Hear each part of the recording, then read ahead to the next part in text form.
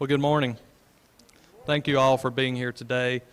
Will you please rise for the presentation of the national colors?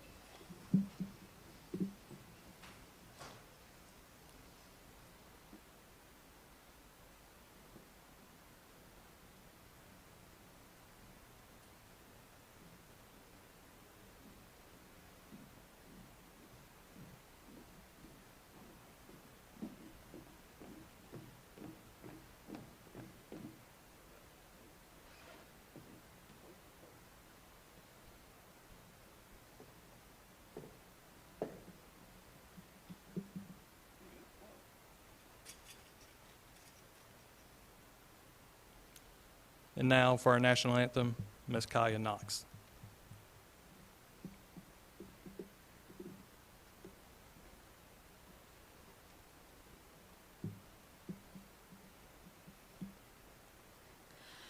Oh, say, can you see by the dawn's early light what so proudly we hailed at the twilight's last gleaming, whose broad stripes and bright stars through the perilous fight o'er the ramparts we watched were so gallantly streaming, and the rocket's red glare, the bombs bursting in air, gave proof through the night that our flag was still there. Oh, say, does that star-spangled banner yet wave o'er the land of the free and the home of the brave?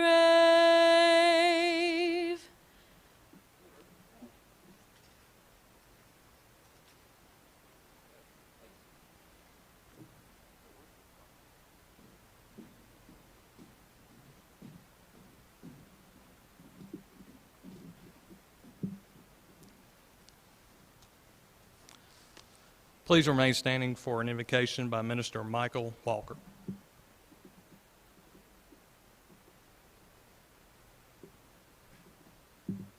May we bow our heads.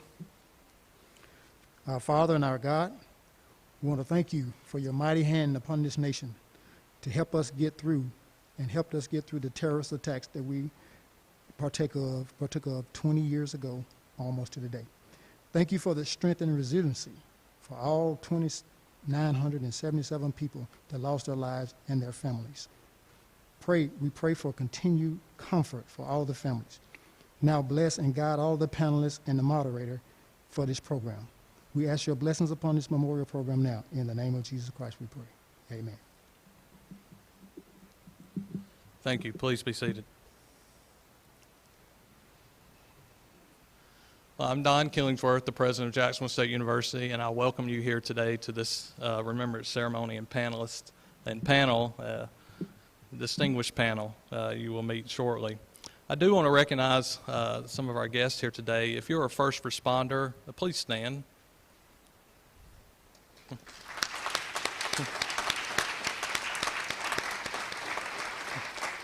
And remain standing.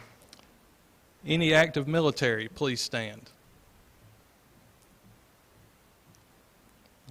We thank them for their service. And any veterans, please stand.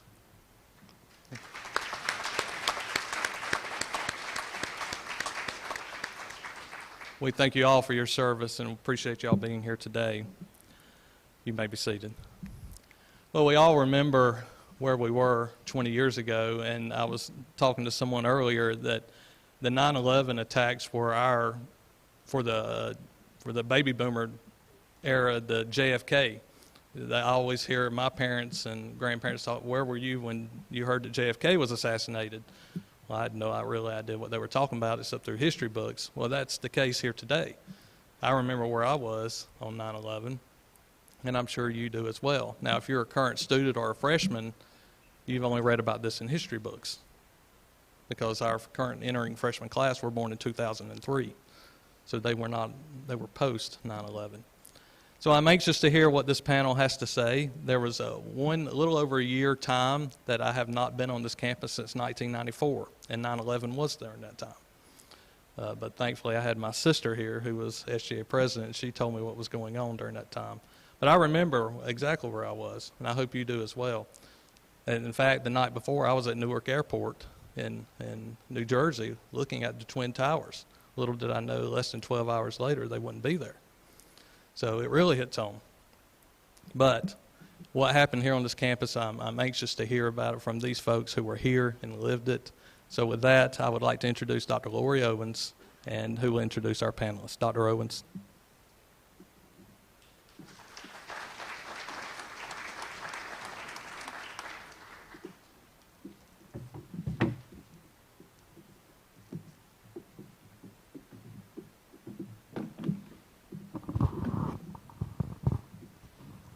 Okay, go ahead and be seated, and I'll introduce everyone.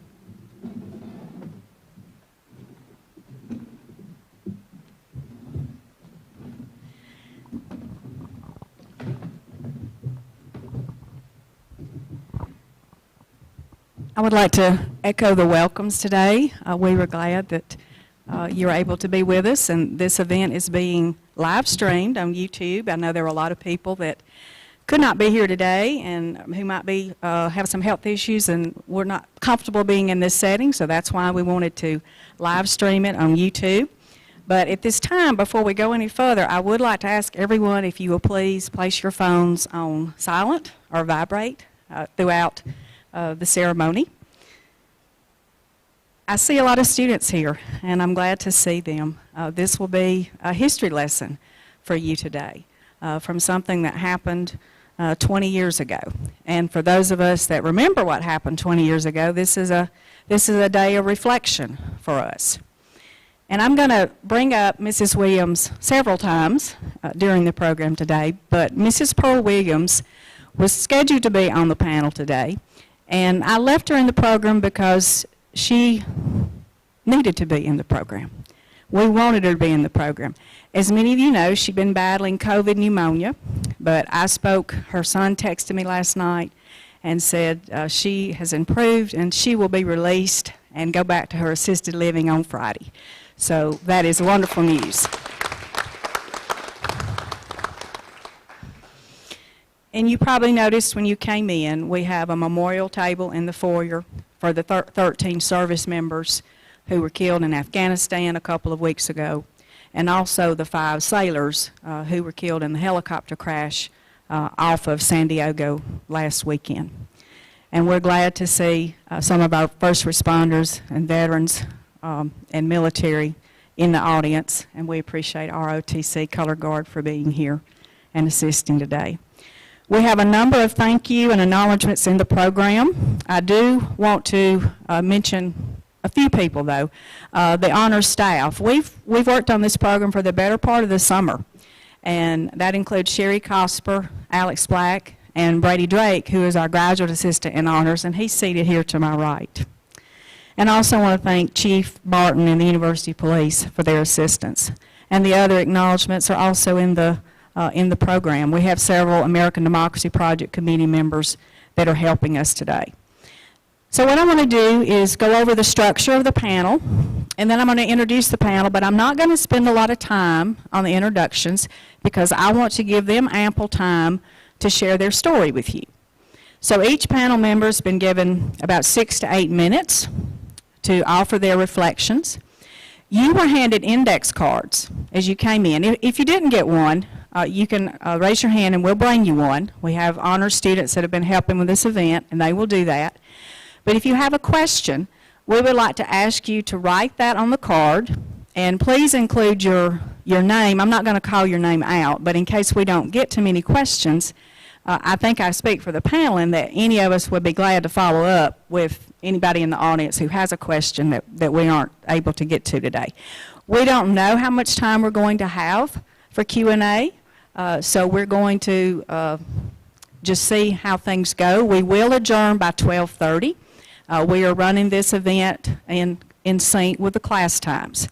So if you would print your name on the card, we will collect the cards one time when Robert Hayes, after Dr. Hayes speaks on the end. Then we will do it the last time after Mrs. McPherson speaks, okay?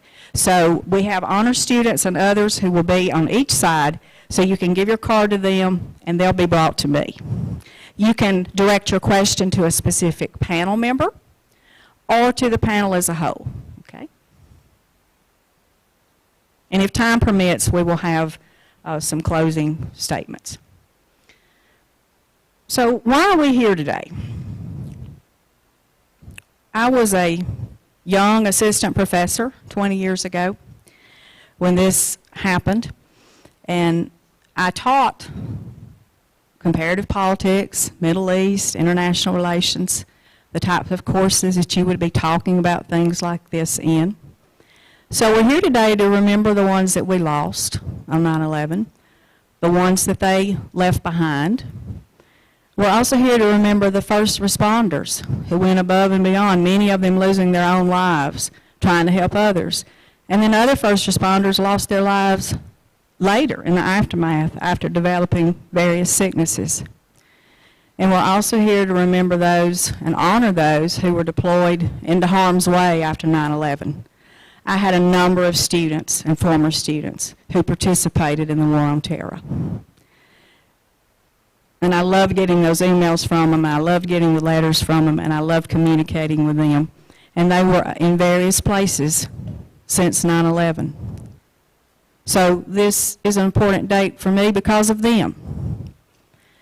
So everyone of a certain age has a story to tell regarding 9/11. So we're here to listen to some of those stories today. So I'm going to introduce our panel, and I'm going to be brief because you have a detailed biography in your program. Dr. Bill Meehan to my left, of course our 11th president, and he and I worked together on this project this summer. He just thought he was retired, so he was very good to help me remember some names so that we could start reaching out to people, so I appreciate him helping with that. Ben Cunningham was the editor of the Chanticleer, the campus newspaper, when 9/11 happened. And he teaches now in our communication department, and we're looking forward to hearing his story. Miranda Killingsworth Pate, she was the SGA president on 9/11. And so she was part of that student response as a result of 9/11. And she's now an educator at Sonoraville Elementary School. And she drove in from Georgia to be with us today. Robert Hayes, on the end, was a member of the SGA and a director of publicity on 9/11. And he was the SGA president when we had our one-year memorial for 9/11. And Robert's also a former student of mine. I'm very proud of him and what he's accomplished. He's Associate Dean at the University of Alabama College of Continuing Studies. And he drove in from Tuscaloosa, so we're very glad to have him. To my right, Colonel David McPherson, retired as a manager and installation commander at Fort McClellan, Army National Guard, and he was serving as the deputy installation manager at the time of 9/11. Lieutenant Colonel Travis Easterling is our professor of military science, and he was at Arkansas State when 9/11 occurred. He was a college student there. And he came to us from Fort Rucker, but he has been deployed once in Iraq, 3 times in Afghanistan, in Pakistan, and also was part of Operation Atlantic Resolve. Mrs. Angie McPherson is going to share with us the family impact, as she was a principal at Lloyd Elementary School, which is a Department of Defense school at Fort Benning, Georgia. So she saw firsthand the ramifications of families who had parents, a parent, or in some rare cases, both parents, who were deployed in the War on Terror. And then Miss Pearl Williams. She's a JSU treasure, isn't she, Dr. Meehan? And we wish her well. We hope she's live streaming today, but I know if she's not, she's going to be watching this later, and we're so happy that she's had a nice recovery. She's very disappointed that she couldn't be with us. She called me the day she was diagnosed with COVID. And we were disappointed too, but we told her she just needed to concentrate on getting well. She has never stopped. She's remained active at JSU and in the community. And as most of you know who have been at JSU for as long as some of us have, she is a Gold Star mother. And her son's portrait is to my left. Major Dwayne Williams, of course, was at the Pentagon on 9/11. And she's been an inspiration to every one of us. And her son, Roy Williams, and is helping her write her biography, appropriately called Never Give Up. And she hopes to have that completed next year in time for her 80th birthday. And I'm asking Dr. Bill Meehan if he will represent Mrs. Williams today. So he's going to be sharing his story, and he's also going to be sharing hers. I still teach at JSU, even though I'm director of the honors program, and I chair the American Democracy Project. And we have several of our American Democracy Project committee members that are in the audience. Teresa Reed, Travis Easterling is on our 9/11 committee. Dakota Heathcock is our student representative. Dr. Aaron Ryder is here. Ms. Kim Westbrook, Mr. Andy Green. They have been assisting today, and I appreciate what they have done in helping prepare for this. So with that, we're going to begin the program, and we are going to start with Dr. Bill Meehan. So, Dr. Meehan, thank you. Thank you, Dr. Owen. Appreciate that very much. I need to turn this on. It's on. Thank you very much. I appreciate that. I want to thank you, Dr. Owens, for this project and what you're doing here. And also want to thank President Killingsworth and Provost Shelton. Thank you so much for making this happen. It's important that we do these things and remember the sacrifices that were made that day and the impact that it had on all of us. I mean, many of this generation, you don't remember going to the airport and not having to go through a security check or anything like that. Well, we all used to go down to the gate and greet people. Family members came in, you went down to wherever the plane came in, you met them. You can't do that anymore, can you? Not at all. But as President Killingsworth talked about that first day when we remember those things. Every generation has those times. This is the second one for me. I remember when President Kennedy was assassinated. I was in the 8th grade. My parents remember Pearl Harbor and the day that Franklin Delano Roosevelt, almost served full 4 terms of President of the United States, died.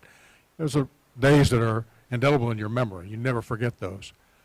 That Tuesday morning, we had an early morning Chamber of Commerce meeting. All the board met. We were meeting with them, planning the events for this upcoming, the rest of the year for the Chamber of Commerce. And some of the staff members came in and said, something's going on in New York.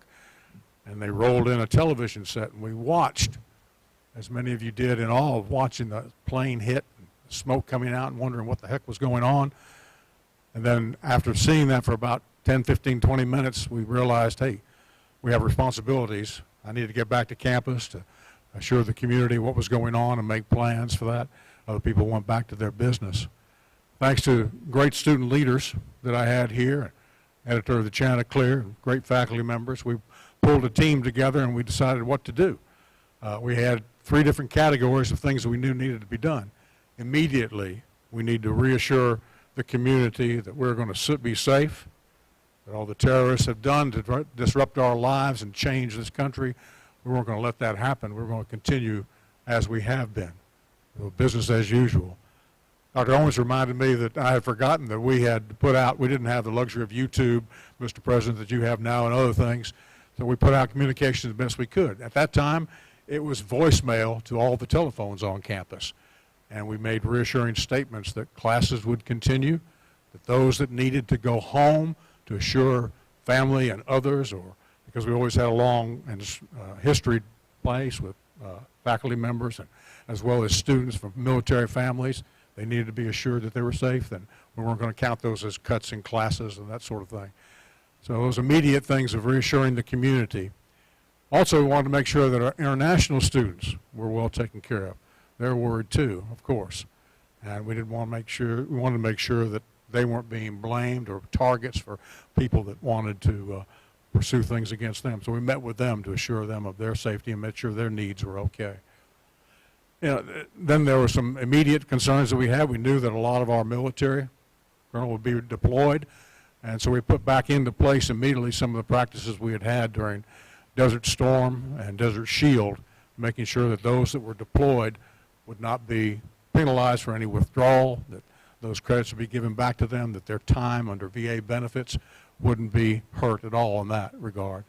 And then long term, we looked at things that we could do academically and others. We had just started a Center of Domestic Preparedness had been on campus. It was something that our community had been strong with when the Nunn-Lugar Act was passed. And we saw academic opportunities there in emergency management. We began to build that program looking ahead at what it would be long term. But those are all things that we did and things that we planned for in the future. But main thing was making sure that our community was safe at that time and solid, and that we were going to carry on with our mission of educating the students that we had and serving those here in Northeast Alabama without any disruption that way.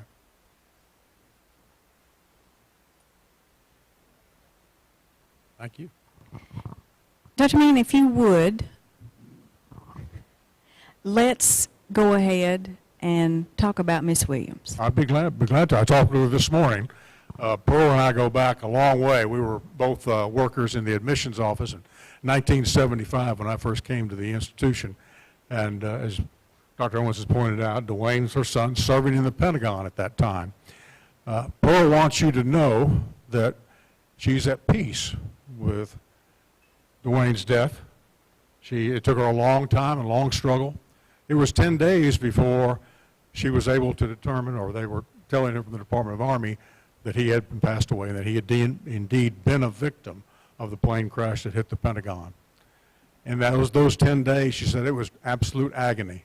She did things, donate blood, do whatever she could to keep her mind off of that. During those past times, she has struggled with his death, but she wants everybody to know now that she's at peace with his passing. She gives that credit to her strong faith in God and to her church family, Dr. Derek Staples, the First Baptist Church, and Deacon there, Steve Harrison, and others have helped her deal with that. She is, in that time, she's done many wonderful things, too, in Dwayne's memory. She has raised thousands of dollars for scholarships here at JSU that have helped students obtain their dream of a college education.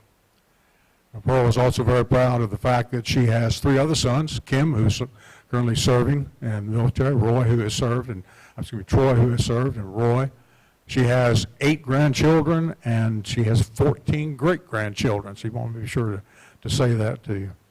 But she has, for a long time, since she visited the Pentagon and visited also the memorial in Arlington, where Dwayne is buried, recurring nightmares of that day. She relives it in her mind from time to time.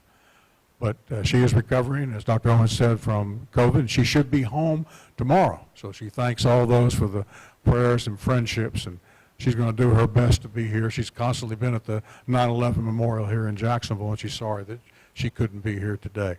And I believe that Pearl will definitely let me know if I left something out today, without a doubt. No doubt. Ben? I hope you can hear me. Am I speaking loudly enough into this awkward microphone? I wonder if that might be a better approach. How's that? Excellent. When I think back to September 11th, 2001, what really stands out for me right away is frustration, and I'll explain what I mean. Information moved so much more slowly in 2001 than it does today. The internet existed, and most of us were using it already. Obviously, television news networks were covering the attacks from the moment they began. And that coverage only increased as more events took place. But there was no social media.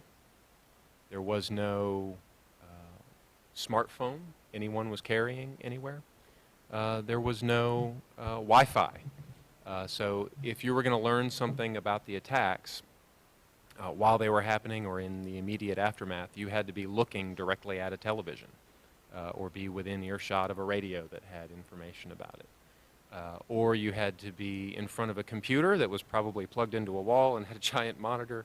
And maybe you had a dial-up connection like I did in my apartment here just off campus. So you had to dial and the phone would, anyway, yeah, that's the noise. Thank you. And then when you tried to go to the website of CNN or the New York Times or whoever your news source of choice was in those early days, more than likely not, you would get an error because that website had crashed because everybody was trying to get the same information you were trying to get. And so even though I was a young person studying communication to prepare for a career in journalism, had listened to the radio news that morning before leaving my apartment, most of these events were already over by the time I learned about them. My first class that day was in Self Hall, home of the communication department, 9:15, and I think even the first tower, the North Tower, I think, had collapsed just after 9 o'clock our time, if I have that timeline right. And the first indication I had that anything was wrong or that something strange was going on, I remember vividly walking along the outside the Chanticleer office, which is on the basement level of Self Hall, and my instructor for that 9:15 class, Dr. Ralph Carmody, and Mr. Lloyd Dobbins, who's just passed away. We're standing very close to each other, looking serious, but that was nothing unusual for the two of them, and talking in very hushed tones. And I may have picked up, have kind of a half memory of hearing them say something about a plane crashing into the World Trade Center. So I got settled into the classroom upstairs, and Dr. Carmody joined us up there. It was COM 307, Media Literacy. And so we often watched videos that Dr. Carmody would have us sort of break apart and deconstruct. And he had the television set up, and so he tuned in a television news broadcast. I think it must have been the ABC signal at the time from 3340. And we were watching live, coverage from New York. And this is where the frustration comes in. I mean, most of this is new to me at the time. It's washing over me. I'm sort of stunned and amazed. And Dr. Carmody lets it go on for a few minutes, and then he says, okay, well, we're going to go on with class. And so he turns the broadcast off, and we continued with the lesson in media criticism for the day. And I can honestly say my heart wasn't in it, but I stuck it out. The reason I was in the classroom that day and not out working as a journalist already was because I had been at JSU several years before. I started as a freshman in 1994, and like a lot of students, I found a great number of things that were interesting outside the classroom, and I did not attend class as often as I should have, and I eventually came to learn that I wasn't a good student and I was running out of money. And so I had decided that what I needed to do, this was in 1997, was go and join the military, because I figured they could probably help with the money thing and they could help with the discipline thing. So I talked to my brother about this. He had just graduated from Army basic training in 97, and he said, okay, yeah, that's a good plan. Don't join the Army. Join the Air Force. And I talked to my dad, who was retired Army, and he said the same thing. I talked to my stepmom, who had been a drill sergeant in the Army. They all said, don't join the Army. Apologies to all the soldiers in the room. We're very proud of you. So that's what I did. I joined the Air Force. I left campus for 4 years. I trained in something wildly different than what I wanted to do for the rest of my life. I was an engineer's assistant, which meant I helped maintain air bases, basically, so that the Air Force could fly. When my enlistment ended in May 2001, I knew I was going to continue with my plan to return to JSU and finish my degree and launch my career in journalism. So I moved back to Jacksonville, got that apartment over there on Forney Avenue, just down from Self Hall, and as I was returning to campus, I discovered that the Chanticleer editor's job was open. No one had applied for it, so I applied, and they gave it to me, I guess because no one else had applied. So somebody had to do it. And Tuesdays were the day for the Chanticleer back in the day. Again, this is the early internet era. We had a website, but it was not our primary means of delivering information.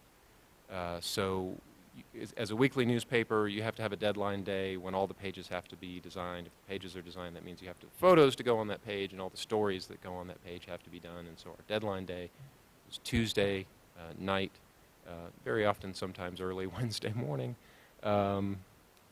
We would hand it off to our contract printer at the Anniston Star, who would run 5,000 copies for us and then truck them back up here on Wednesday night, and we'd distribute them across campus on Thursday morning. So September 11th was a Tuesday. That meant we were just about done with the third issue of that semester, the fall semester. The biggest stories up to that point were Ashley Martin had just kicked the extra points for the Gamecocks, becoming the first woman to score in an NCAA football game, I think. And she had been to New York with Greg Seitz, who's now our athletic director, to appear on television to talk about this. And the other big story, I think, were renovations on campus. The library had turned from white to that lovely shade of red that you see now. And the CAF had some interesting improvements. So these were the big stories at the time. And that's what we were doing more of that morning, preparing to wrap it up for the week. And I left Dr. Carmody's class knowing this wasn't going to be okay. We were not going to be able to tell those stories in that week's edition. We needed to start over. But I also knew that the reason I was on campus was because I'd skipped a lot of class, and I was due at Spanish here in the Stone Center in just a few minutes. So I said, well, I'll go to Spanish, and we'll see if the professor's going to cancel class. So I walked over here. Folks in the history department, I think, had wheeled televisions out into the hallway, and they were watching coverage of, I guess, the collapse of the South Tower, replays of it. Because it had happened while I was in Dr. Carmody's class. And I just remember being more stunned. So I went to Spanish, and the professor allowed a couple of moments of conversation, and she said, okay, well, we're going to go on with Spanish. So I conjugated Spanish verbs for about 90 minutes, and the frustration continued. And then when we got done with that, I knew I was going to skip Lloyd Dobbins' Intro to News class later that afternoon, and that's when I found out about the meeting that you were planning with student leaders, and I wound up speaking with the Chanticleer staff. I have very little time left, but I want to say that Chanticleer staff was amazing. They didn't know me very well since I had just returned to campus. Most of them didn't know me at all, but they had been very good to work with me. And they were really good at what they did. And when I said that we needed to tear up our front page and most of what we've been doing, they said, okay. And they all rushed out to cover what these student leaders were doing. We had a student go out to write a story about the mob that had descended on the Grub Mart to buy gas before the prices spiked. And we wrote editorials sort of condemning the attacks and encouraging a spirit of togetherness. And cautioning people against blaming people who are not responsible for the attacks. And I remember also very clearly that meeting in your office with student leaders. And you made that point about protecting our diverse community here. We're a university community. We welcome people from all over the world, people of different faiths, and you were worried about those people. And you said something that has always stuck with me. For some reason, we didn't quote you saying this, which the editor in me now hates, but I wish we had quoted you saying that a shotgun and a six-pack are not good company. If there are any communication students, if a university president tells you that, put it in the story, please. It was a late night, but we got a good paper out that I'm still proud of today, and what a Chanticleer staff we had that put it together. Ben, in our conversations, one of the things that we talked about was later that Tuesday afternoon up on the square in Jacksonville, the Anniston Star had printed a special edition, and they had somebody on the town square yelling, "Extra, extra, read all about it, attack on the homeland." And in my life, I had never seen that live and in person. I'd only seen that in the movies. And that was just a very altering moment for me and you write about that. We found the paper from that week online. Andy Green found it and shared it with us. And y'all did an amazing job with that. So, Miranda? Well, on 9/11, got up early. I had a 7:30 class. Is that better? 7:30 class for some reason. And I had gone, and she had canceled for some reason. It didn't have anything to do with the attacks. And so I had gone back to my room and laid down because I was going to go back to sleep. And somebody came and banged on my door, and they were like, Miranda, where's your brother? And I said, well, he's in New York. Why? Like, why are you asking me that? And they're like, oh, my gosh, a plane has just hit one of the towers. And so then I freak out. Because back then you couldn't, it's not like today where you could easily just text somebody or say, are you okay? So I had to go the old-fashioned way and call around. And luckily, he, like he said, he had left the night before. So, but then I just remember we all just kind of, gathered, and it was just very somber. We were all sitting there just watching.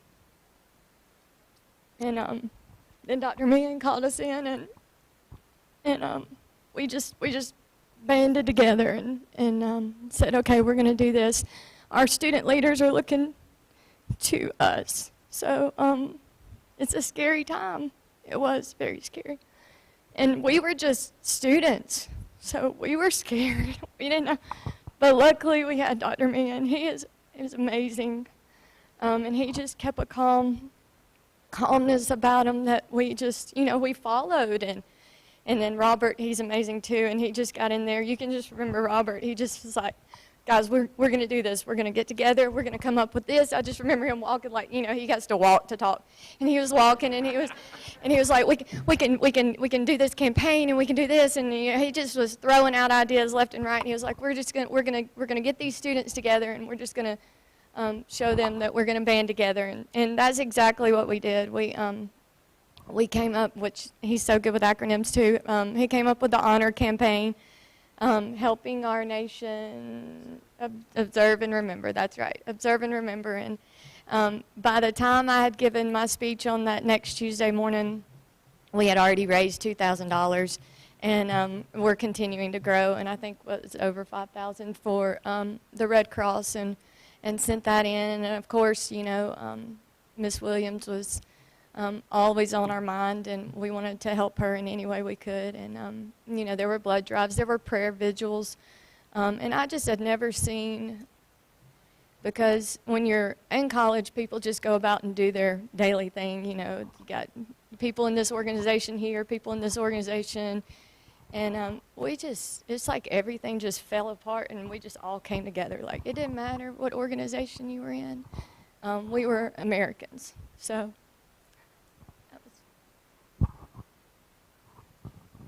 Thank you, Miranda. Robert? Okay. I still walk to talk, and at the age of 28, that was diagnosed as ADHD. But thank you all for extending the invitation to us down in Tuscaloosa to come back as well. When I think about JSU, I think about home, and I think about that day and how my response when I am scared or afraid is you want to go home or turn to whatever home might be. Well, both my parents were still working and were teachers, so I couldn't call them. And I did have the Zach Morris, to use a reference that younger folks won't get, phone, the Nokia that had the pull antenna. So I did call and leave voicemails, but I just remember I was in the TMB. I was in the food court with Miss Paula, I think was her name, that ran the aisle, also cooked the chicken and kept all the tabletops clean. And I was her Tuesday and Thursday company because I would always go there to study before my geography class. And I remember seeing something had already happened. The first tower had been hit, and it was on the televisions there. And so I was just thinking, this is not good. But I thought it was an accident. I thought maybe someone had lost control. And it wasn't until later we realized that it was an attack. And I remember in the absence of my home in Munford, Alabama, I went to my home at JSU, which was Terry Casey's office. And I just remember I wasn't alone because all of our SGA executive team and so many other student leaders and everyone else just kind of came and congregated. And I'm sorry, Terry, I'll apologize for 20 years ago. We took over your conference table. And I remember him always moving so fast, trying to do work, but also telling us, you've got to do something. And I remember sitting there, and I remember Mary Beth, and I remember Stephanie Janice, and so many of the leaders that are still a part of our experiences today in my mind of what I took away from that moment. But we were silent, and then we were sad and tears, and then we were strategizing, and it was, here's what we're going to do. And we waited on President Miranda Killingsworth, to come back with the marching orders from President Meehan, who, again, leadership, you can't buy good leadership, it's built. And I tell you what, the man has taught me so much and continues to through the work of his family. But I remember when we put together the honor plan, we hosted an evening event on the lawn of the Greek community where the fraternity houses were. I think now the Panelists house, or at one point the Panelists house was over there. And I just remember just seeing a sea of people. And like Miranda said, a sea of people that only a few weeks earlier had joined different organizations and might not have all been friends at that point. And it was early in the term, and so we hadn't grown together. And what I remember is, I remember your speech, and I remember how moving it was. I remember that the community prayed together. And I remember how deep that meaning held for me. And I remember that even in all of the brokenness and those pieces, we found a peace. Not a P-I-E-C-E, but a P-E-A-C-E. But a peace in community. And that was so meaningful. And from there, I didn't follow the data and analyze it as we do have to now in higher education, but I don't know that we probably had the same involvement and engagement from students that we had after that. People seemed to really flock to the events. They wanted to be together. They wanted their voices to be heard. And all the feelings of fear and anxiety and anger and helplessness, we poured into raising money for the Red Cross.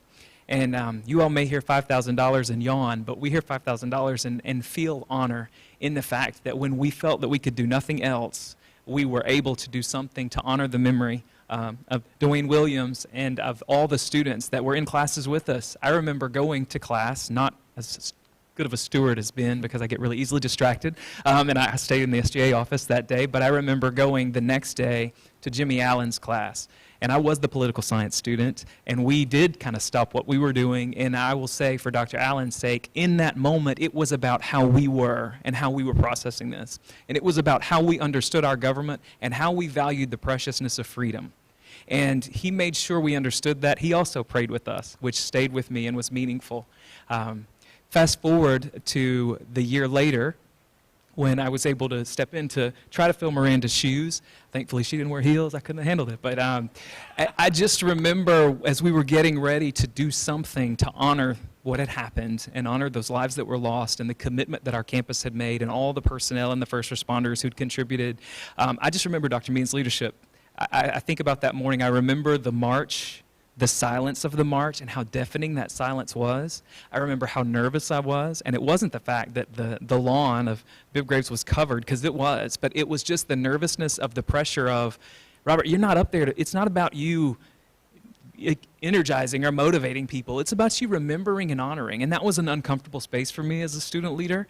And I remember seeing Miss Williams, and I remember wanting to hug her, wanting to speak to her, wanting to say something to her. But I also remember, much to my regret, being too overwhelmed with my own selfish fear of saying the wrong thing that I didn't go and comfort her in that moment. And so if she's watching today or if she sees this on recording, we love you and all that you've done for JSU, and I wish I could go back to that day to just give you that hug and say that we were with you in that pain and loss. I remember Professor Strickland singing the national anthem. The young woman did a beautiful job this morning, but I think that moment of hearing it changed that song for me and the way that I experienced the words and what it means. I don't remember much about my speech, but I do remember talking about progressing and that we needed to progress beyond the devastation and move forward in a new direction for our futures. And I remember talking about some student examples of how we had seen student groups do that. And to this day, I'm still proud of it, and I still take it with me, and I'm so thankful for Facebook, yes, Mrs. Meehan, because we can still see where some of our colleagues were and went, even though there was an absence of that when we were in that space. I guess lastly, it's just one of those scenarios where I remember Dr. Meehan's speech. I probably scarcely remember too many words from it, but it's the triumph of the human spirit and the feeling that we are Americans and that we are in this together, and looking around and knowing that there were differences then, but realizing that what mattered was the connection that we shared and the bond that we do have as members and citizens and community members of the greatest nation in the world. And it just gave me hope. And oddly enough, when you do difficult things, you're stronger and able to do better the next time. And I credit that remembrance ceremony on a personal level with helping me take a different stance in leadership, to when now at the university, when a student passes away, I contact their parent in some cases to let them know about the benefits of a posthumous degree. And you may think that's small, but there are events in our lives that do stand out. Our JFK moment that President Killingsworth mentioned, and 9/11 is that for me. And seeing how the JSU student body responded, it just restores faith in humanity. It really does. Thank you, Robert. And Dean Graham had reminded me about opening the floor of the library where people could watch that one-year ceremony. And then for those of you that saw the article online last week, that's a photograph that Buffy Lockett used, was the sea of people that were there out front around the flagpole on that day. So at this time, we're going to start collecting the first round of questions. So if you have a question for anybody who has spoken thus far, you can write that on the card, and there are honor students at the end. You can raise your hand with a card, and they'll obtain those, and they'll bring them to me, so we can start that. And we'll have one other opportunity for you to submit a question, as I said, either directed to an individual, or it can just be directed to the panel as a whole, and we will see who might want to answer that. So now we're going to shift gears and move into the community somewhat and hear from Colonel McPherson. Bear with me a little bit today. This is severe allergy season for me, and my voice may break up a little bit, but I'm truly proud to be here in remembrance of this important day. As I begin, I want to let you know that I came to this university from Mobile, Alabama in the fall of 1969 with the plan of completing basic course requirements, followed by moving on to another university. As I completed my first semester, I trashed that plan. I knew that I was going to remain at JSU. After all, what was there not to love here? Not only did I remain in school here, this is where I met my wife, Angie, my best friend, the love of my life. And after graduating in 1974, and yes, I enjoyed my time on the campus as well, and I was on the 5-year plan, so I did receive my bachelor's degree in psychology and physical education, and I had an ROTC commission. My wife and I was married right here at the First Baptist Church, right this direction from the building. About a month later, and then 2 weeks later, we were entering active duty at Fort Sill, Oklahoma, as I began my officer basic course in field artillery. After completing my 2-year military requirement, I returned to civilian life and became a traditional guardsman at the Engineer Guard Unit right here in Jacksonville, Alabama. It was difficult to get in the Guard back then. The Alabama Guard was about 20,000 strong, and there were no vacancies. But I was fortunate enough to become the executive officer here at this unit, and I wanted to continue supporting the military and continue being the patriotic person that I'd grown up to be. Fast forward to September 11, 2001, my total military service now had reached 26 years, and I was a lieutenant colonel working as a Title 32 dual status military technician for the Alabama National Guard at the Guard Training Center at McClellan. I was also the deputy commander and full-time manager there. I was in my 17th year of working at that training center. I remember being seated at my desk that morning in our headquarters on 911.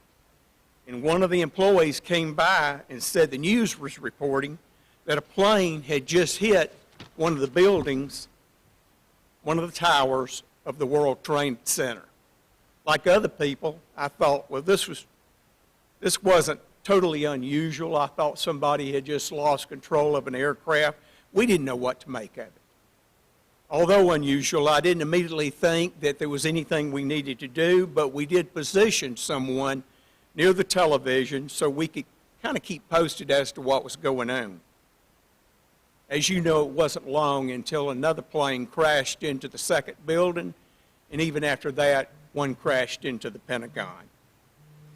It didn't take much of an imagination to realize this was a terrorist event, and we began pulling our staff together. We were mad. We were frustrated. We didn't know what to think. But we wanted to do everything possible we could to support this great country. After assessing immediate needs, calls were made to our installation commander. I was the deputy commander. He spent a lot of time there, but he was a traditional guardsman. And after we spent some time discussing what we had to do, we contacted the Office of the Adjutant General in Montgomery, Alabama, to discuss plans of action and to request assistance and guidance and support. At this point, the training center was 23 months beyond having been a tenant organization on Fort McClellan. We were now a standalone installation, and the Alabama National Guard had a license from the Corps of Engineers that included an approximate 22,500-acre fenced range complex that fronted along Highway 431, commonly referred to as Pelham Range. In addition, the Guard was licensed in an enclave on the garrison area of Fort McClellan. You may know where it is, just inside of Galloway Gate. We had 300 acres of land there, and it wasn't unlike a lot of other military installations. In the U.S., for this time frame, the security threat had been kind of low. And it was deemed low, and because of that, we had no gate guards. We had little perimeter fencing. It was a completely open installation, open to the public. You could enter from anywhere on the old Fort McClellan and drive right across our facility, the roads there, and enter any other place on the old Fort McClellan. So between the range complex and the garrison area, we had about 165 full and part-time employees. And our number one priority on the list was securing the enclave in Pelham Range, and as well trying to protect our employees and the people that we were serving there. We were in the fourth quarter of the training year. We still had annual training units. We had units coming in for weekend drill, and we knew that with the opportunities that were out there, we needed security to be at our highest. So we quickly hashed out a plan. Since we didn't own the roads within our area, we had to pull together a meeting very quickly with Anniston City Council and as well the McClellan Development Authority to lay out a plan to secure roads and facilities. Long story short, they were 100% behind us in doing everything we needed to that was necessary to help our security posture. So we immediately began closing down the fort again. We put military guards on Galloway Gate. We had roving guards. We also did the same thing at the gate at Pelham Range. And we wanted to restrict the areas to civilian traffic and to civilians that would walk in. We went out and bought immediately about 300 Jersey barriers. You've probably seen those Jersey barriers along the interstate, weigh about a ton, stand about 4 foot tall, 8 foot long, and we were putting those everywhere we could to close down the fort as quickly as possible. And we quickly grew into a security force that was sustaining 24-hour operations. We began also supporting mission requirements as was identified and approved by the State Military Department in Montgomery. The Army Reserve reached out to us and had a couple of schools that they needed to stand up because they were mission essential requirements that the Army had identified where there were shortfalls in occupational skills that the Army needed immediately. So we allowed the Army Reserve to come in. We provided the facilities, the ranges, the billeting, the dining facilities, and they were there for a long period of time as we helped them sustain their mission. There was also other schools ongoing. We had our own 200 training regiment right there on the Guard training facility. And for many years they had conducted, actually since the 1960s, conducted an officer training candidate school there, OCS if you will. And it ran over about a 13-month period, and after completing rigorous requirements, they were commissioning second lieutenants. But they also stood up and operated an approximate 7-week accelerated OCS program that I believe is still the only one that's existing on, in the United States. And candidates come from both the active reserve components and from other units from all over the country. But within a few months, we were, our support numbers doubled out there. We had our place secured. The numbers of on drill weekends that were coming in and 15-day annual training was significant. And we had soldiers coming through that were going through soldier readiness processing. This included individual screening, financial and medical records, and legal affairs. At a point in time, the National Guard Readiness Center in D.C. also allowed states to begin hiring family assistant coordinators, and we brought those coordinators on board. We had one at McClellan. They were very necessary to support all components, the families of these components, so that we were able to help them get through the trying times. Their family members were deployed, and they always had a lot of questions. Maybe it was just an ID card. Maybe it was about the medical end of things, or maybe they just needed someone to talk to. But we did assist them, and that was truly a blessing to have these people on board. Another thing I want to mention is that the Alabama National Guard is supporting the war on terrorism. Many units have been deployed, and also a lot of units that didn't deploy had a lot of individual augmentees to support critical military occupational skill shortages. So the units that didn't deploy, they provided a lot of people. And the Alabama National Guard told me yesterday that they have called up over 25,000 to active duty since 9/11. However, our strength right now is over 12,000 Air and Army Guardsmen. So you can see that they have had a number of people that have deployed several times. Also, I want to let you know that we've lost 8 of our heroes since 9/11.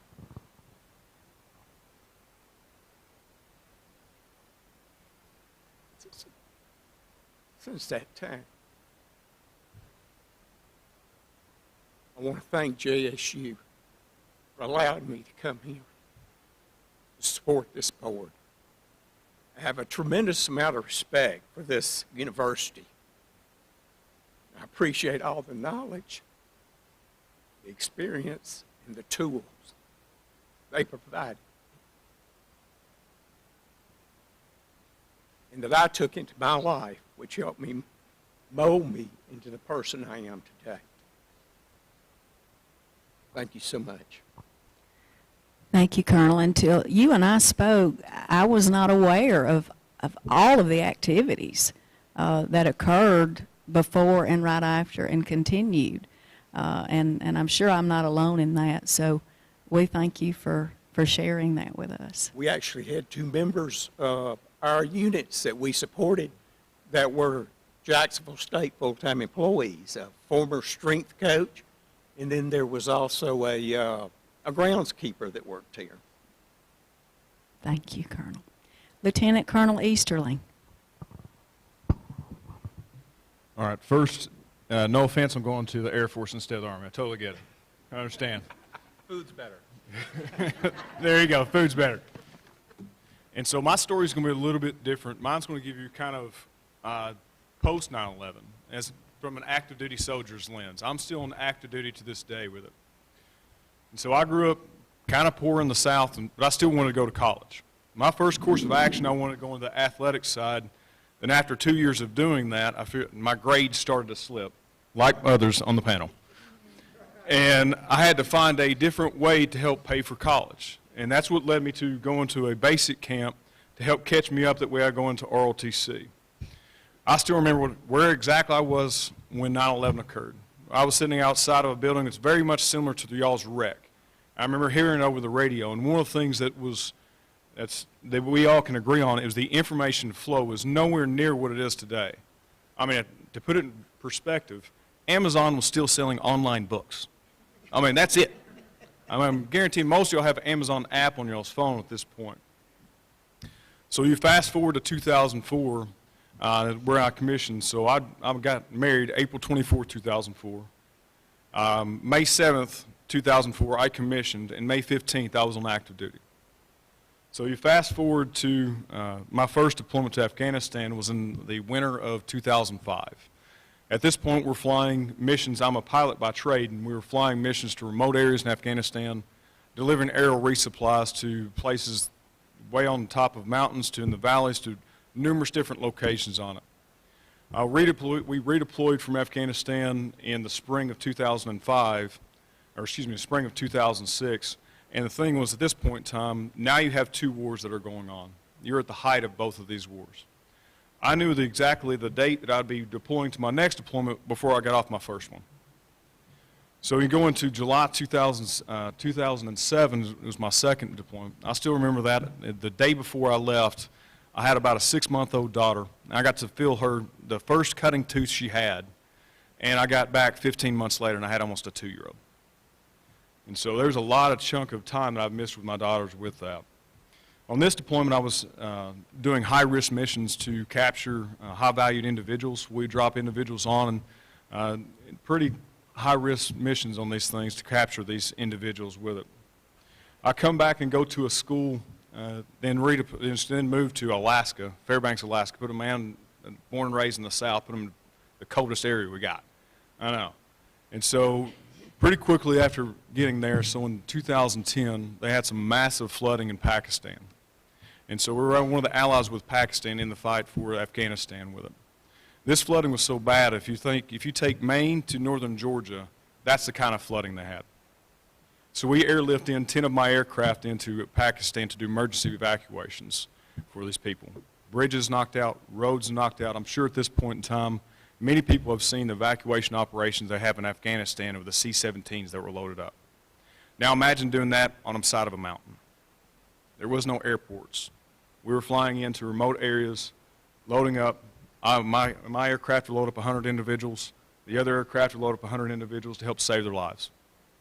And so that was my introduction to humanitarian aid operations. You know, talk about learning on the fly. That was learning definitely on the fly. Come back, redeploy back to Fairbanks, and I get a last-minute notification. Hey, look, Travis, your company's going back to Afghanistan in 88 days. So 88 days later, I'm back in Afghanistan for my second deployment there, doing very, very similar missions to what we're doing in Iraq, doing capturing high-value targets or high-value individuals, along with a mixture of resupplying extremely remote areas in Afghanistan. Coming from the air, I've flown basically almost everywhere you can in Afghanistan with it. Now, I go to another Army school, and I come back. Now it's about 2014. And for my third deployment to Afghanistan, we go to a remote location That's in the southeastern side. During this time, we were tasked to partner with Afghanistan forces, their Army equivalent, and actually help train them, to help them secure their area with it. For my time when I was there, they did a phenomenal job. So I redeployed from that and come to a different school, or another school for the Army. Army, you go to a lot of schools, by the way. And so we go to the deployment to Atlantic Resolve. We're partnering with our NATO forces, going everywhere from Latvia, Lithuania, down to Romania, and training with our partner forces as part of our NATO allies. And so a lot of these times, you can see I've spent a lot of time overseas, a lot of time away from my family. But I never had to worry about my two daughters, Emma and Gracie, because I had my daughter and I had people like Angie in the school systems that understood the problems and the difficulties you had with a child not having their dad around for months, years of their growing up. But they were in excellent hands. And I appreciate y'all so much for letting me be on this board. Thank you, Mr. Lord. Thank you, Lieutenant Colonel. He's not a JSU alum, but we're proud to claim him. This will be your last opportunity after Ms. McPherson speaks to submit a question. So if you have any from our speakers, and then after Ms. McPherson, we'll have time for that, maybe one or two questions. So Ms. McPherson, please share with us your experience, since you dealt directly with the impact on families, and that's sometimes I think we forget that. So ma'am, go ahead. Okay, thank you. Before I get into that part, I'm like my husband, that one over there, that wants to thank JSU. This is such an honor to be here today. My heart holds a special place for JSU, and it always will. I grew up just right outside of town in a very rural area, and we were poor. And if you know Rick Bragg's work, you've heard of Possum Trot. Well, that's the road I grew up on. And of course, my family would drive by the university, and I always thought, wow, you must really have to be smart to go there. You must really, it's something to be able to go to college. And I never thought that I would be able to do that. At that time, I just, graduating from high school was my biggest goal. But I found out that, I might be smart enough to do that. And we might be able to come up with a way to fund this. So I started out here. I just barely turned 17 when I started to Jack State. Shortly, about a year or so after arriving here on campus, of course I still had to live at home, but I met Dave and many other people that became lifelong friends. Dave and I fell in love. It was not something either of us were expecting. It just kind of happened. And I really, even though my father had worked at Fort McClellan, I didn't know a lot about the military. But 2 weeks after we were married, and like Dave said, we got married right here at the First Baptist Church. However, we had to plan that wedding around Jack State's first football game. And so the first home game always centers around the weekend that is our anniversary. And sure enough, we have the 47th one coming up real soon, and it's around a Jack State football game. But I was able to, after we left Jack State, I had not graduated, had planned to get back in school, but some other things occurred, and unexpectedly, we found out we were expecting. That was quite a shocker for us. We didn't think we would have children. So I didn't get an opportunity to come back to Jack State until I had a 2-year-old. And I can remember sitting in the bed studying, and a highlighter, which you can see, my notes still use highlighting. she would take her little golden books upside down and highlight. But I was able to finish a degree and in special education, and then later another degree from Jack State in special education. But when I finished the first one, I had done my student teaching at Fort McClellan Elementary School. I did not know until I was assigned to do my student teaching there that there was even a school out there. And it was wonderful. I fell in love with it. Diverse community. The students and their families. I mean, every religion, every ethnicity. I mean, just such a different cultural experience, but also an opportunity to serve my country by working with these children. And I taught there for 9 years. I taught students with behavioral and emotional disorders. And so that was quite the training to go into administration. And I had the opportunity to move into administration there. So 17 years I spent at Fort McClellan. And of course, it was voted to close. And we talked a lot about what am I going to do? Am I going to stay here and go into the public school system, or am I going to transfer? But that meant we would have to live apart from each other. And but I wanted to stay with the Department of Defense schools.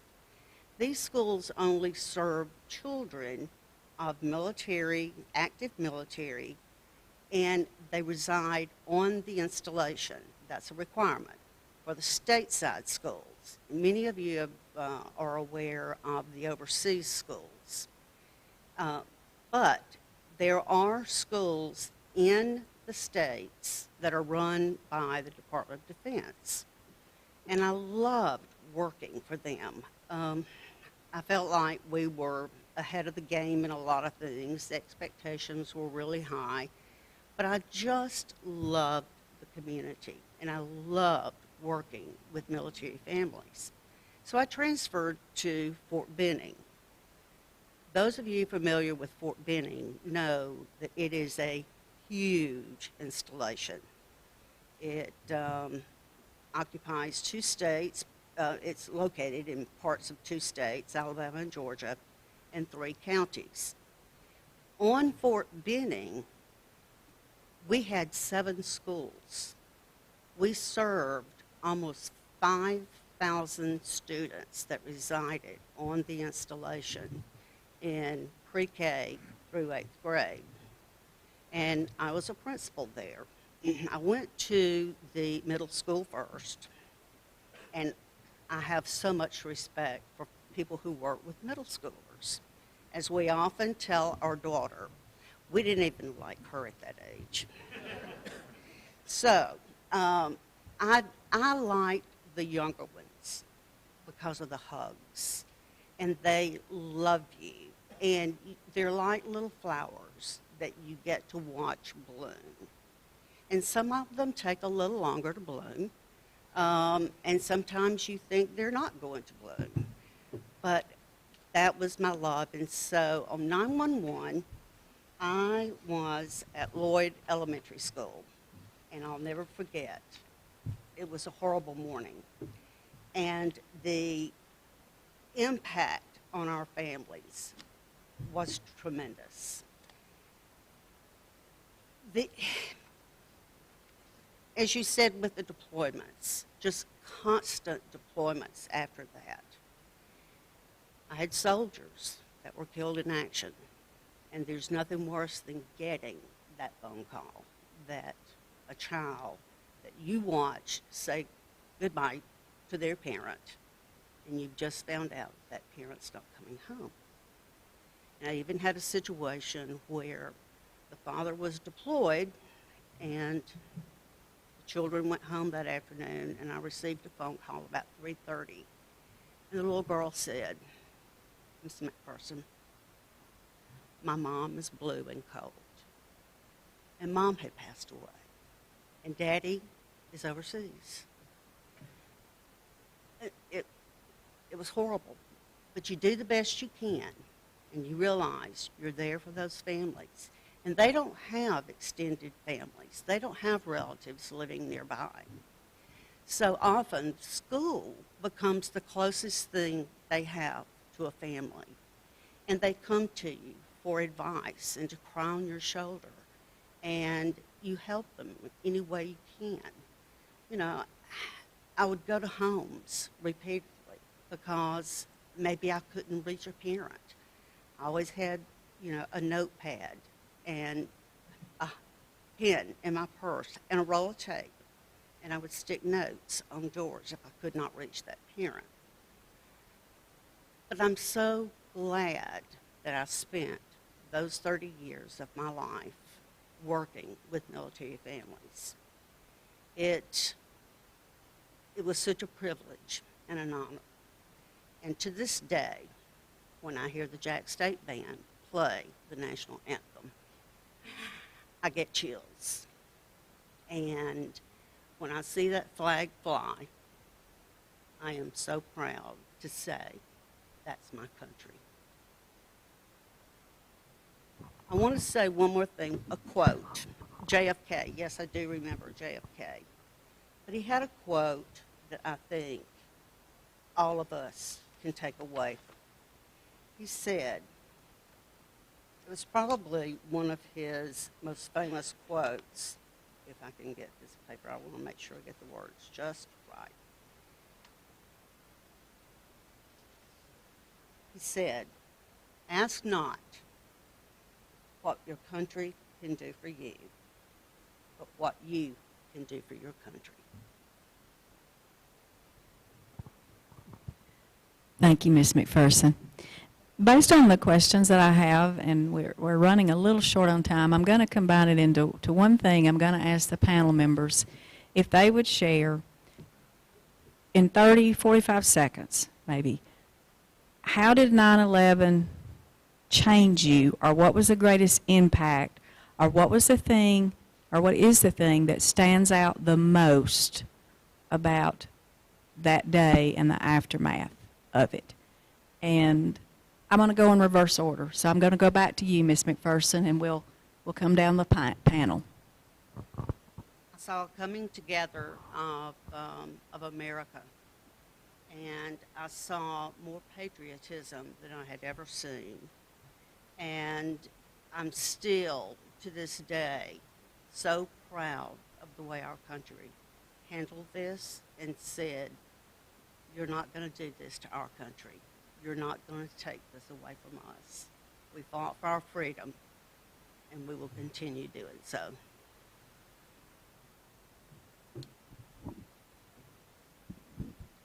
That's a tough answer to beat. So mine was, I just joined ROTC just that summer, and now they had that happen, and in this time there was a lot of call to serve in this, just very patriotic moment. And mine, kind of looking back, was like, yes, I've made the right decision. And looking back at that now, 20 years later, and answering the call to serve. I, too, took note of how this nation came together and stood together in support of the military in the war on terrorism. I'd not seen anything quite like it in my lifetime. I'd heard about it, but I hadn't seen it. And I'm not sure that it had happened at this magnitude, really, since World War II. It was a great feeling for all of us, and I'd like to see this country come back together again, only without something tragic such as 9/11 happening. We need this for our country. Thank you. Robert? I think for mine was just a restoration of the human spirit. And for the first time I can really ever put words with, I truly knew what it felt like to be an American. I just remember just thinking, wow, this is amazing how we all came together. And I just remember thinking, gosh, I hope we stay this way as Americans. So. Unlike many others who had just joined the military after that tragic day, I had just got out. But the work that I and my friends at the Chanticleer did that day helped confirm for me my decision that I was on the right path, that the world needs, that our country especially needs, people who are checking the facts and making sure the public have access to good information so that we all make decisions, so that we know who's responsible for things and who isn't responsible for things, so that we have a place, a common forum for discussion about how to deal with problems like that. What I continue to remember the most is how we all did come together that day, regardless of our diversity. And I remember watching professionals develop and share their expertise, and I watched students develop leadership, and that was wonderful. We seemed to have that common cause that made our little trivial issues so minuscule. It didn't make any difference. It was reflected in music, it was reflected in the papers, it was reflected everywhere, and it was a pleasure to see that. And I, too, would love to see that happen again without the tragedy. Thank you, panel. I'm glad we did this today. I'm glad we did this today. At this time, I would like to ask President Killingsworth if he would come forward. Panel, I thank you so much for sharing part of your day with us, and always glad to have Dr. Meehan back on campus and Mrs. Meehan. And I so appreciate the support that President Killingsworth and Provost Shelton offered for this event, and I appreciate them being with us today. Let's give this panel a hand, please.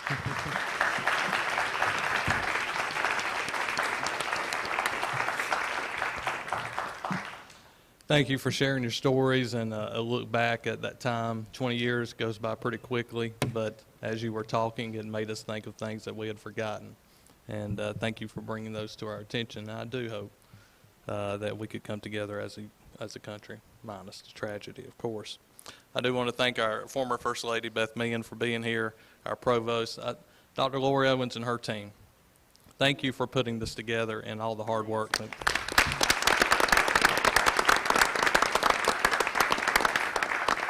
I want to say thank you to the JSU ROTC and Ms. Kaya Knox, for a beautiful rendition of our national anthem.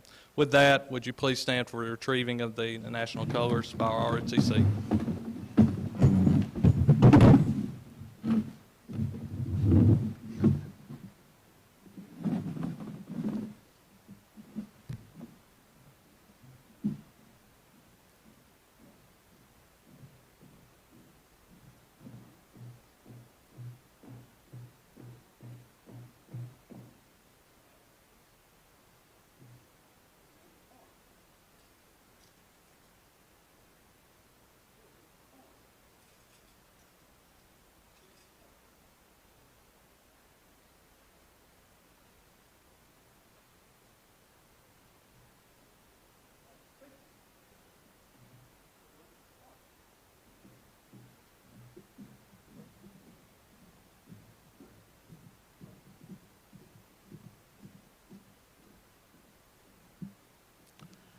Again, thank you for our veterans who are here, for your service to our country, our active military for your service, and our first responders for what you do every day.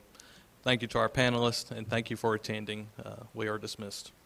I'm going to fix that. I don't know how we didn't get that in because I'll regret it. I like it. That's a good line.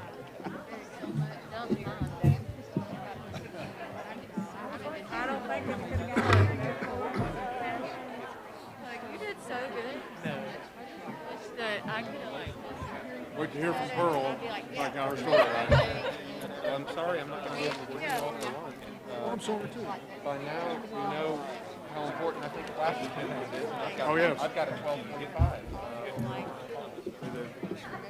I'll be there. Yes, I will.